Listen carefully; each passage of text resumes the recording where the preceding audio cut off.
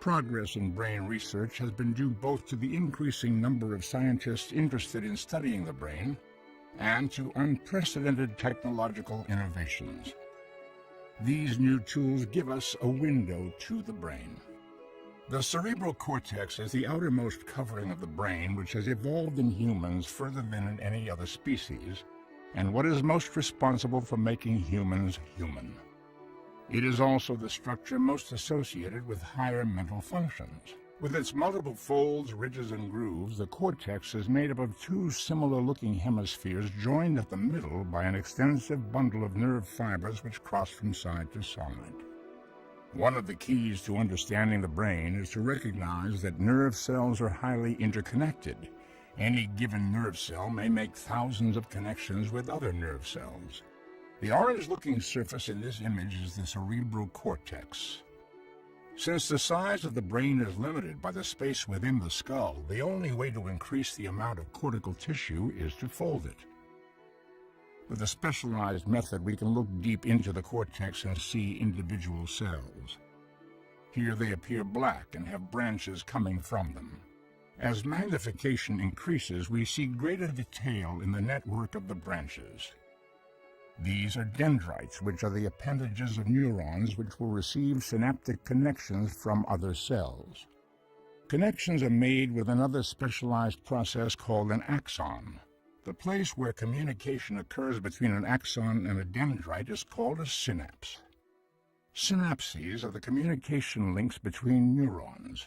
Remember, thousands can occur along a single dendrite. Understanding how neuronal communication occurs at the synapse is one key to understanding the most interesting questions, like how memories are stored and how learning occurs. Indeed, scientists now believe that disruptions of normal activity occurring at synapses are involved in several of the disorders we call mental illness. Our current understanding of how synapses work is represented in this computer animation. As we dive deeper into the cell's own structure down into a single axon terminal at a synapse, we see small round objects which are the synaptic vesicles. They are like tiny balloons, miniature containers filled with chemical neurotransmitters. When an electrical impulse reaches the nerve terminal, proteins in the watery soup orchestrate the movement of these vesicles toward the membrane, forming one side of the synapse. The visualization is slowed down here, but in real time this process happens in less than 1,000th of a second. As the transmitter-filled vesicles touch the inside of the nerve terminal membrane, their own membrane fuses with it. When this happens, the inside of the vesicle opens into the synaptic cleft and transmitter molecules diffuse across this tiny space to reach their target receptors on the other side. This causes electrical conduction to occur, completing the propagation of the neuronal message across the cleft. The processes of neuroconduction and neurotransmission occur by the billions throughout the human brain. It is this complex interplay of chemical, electrical, and physical events which underlies the rich tapestry of everyday experiences, the sights we see, the sounds we hear, the feelings we experience, the activities we initiate, and the ideas we ponder. Even slight errors or variations in any of these neural events can lead to the kind of abnormalities which underlie most of brain disorders, including mental illness.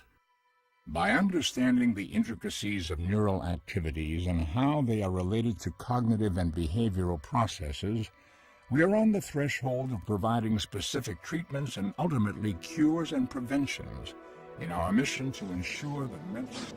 Through investigating the brain on the chemical, functional, and anatomical level, scientists unravel the vast power of the brain in health as well as disease. Neurotransmitters are chemicals that give rise to our everyday life, our actions, our moods, and our behaviors. The chemicals pass from neuron to neuron via synapses. Within the synapse, the glucose metabolism of the mitochondria and the electrical impulse of the action potential cause the vacuoles to intersect with the cellular wall and release neurotransmitters between junction membranes.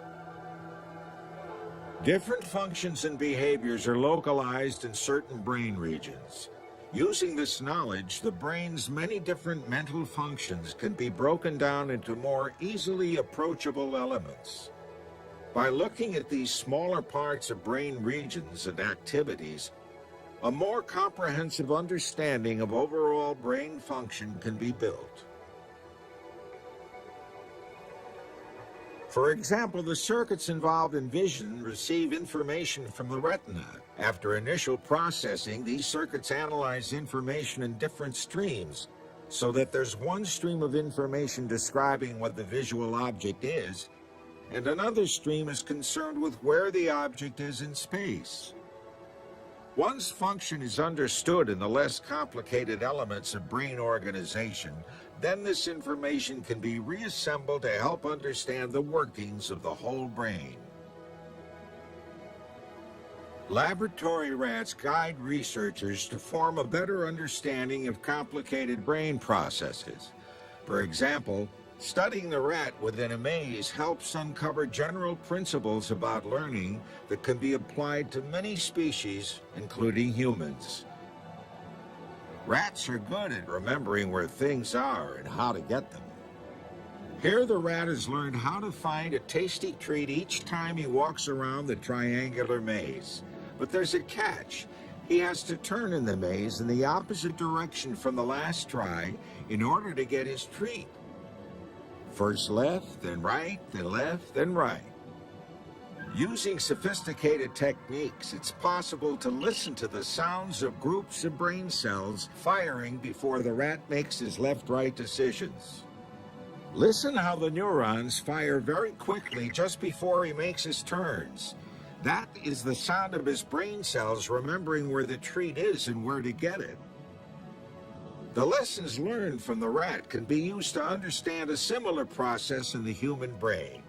To do that, scientists can use technologies developed in recent decades, such as functional magnetic resonance imaging, or fMRI.